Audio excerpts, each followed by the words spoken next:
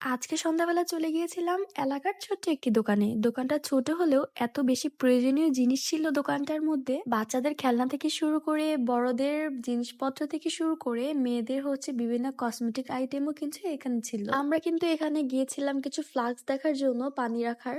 এই ফ্লাক্স গুলো কিন্তু আমার কাছে অনেক বেশি ভালো লেগে গিয়েছিল। আমি হচ্ছে এখান থেকে দেখতেছিলাম কোনটা হচ্ছে নেওয়া যায়। আমার কাছে তো বেশ অনেকগুলোই ভালো লেগেছিল, আর এখানে প্রাইসটাও কিন্তু খুব রিজনেবল ছিল।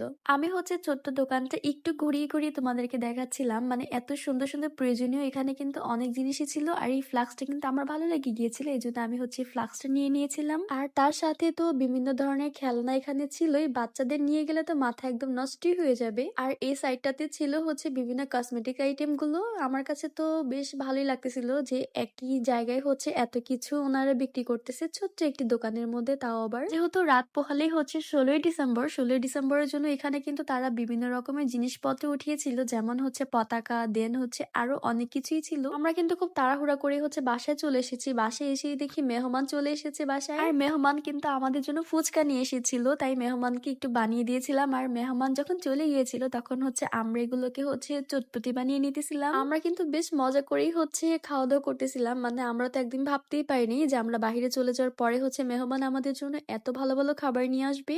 আজকে সন্ধ্যাবেলাটা একদমই খুব ভালোই লেগেছে। খাওয়া দাওয়া আর ঘোরাঘুরির মধ্যেই হচ্ছে চলে গিয়েছিল।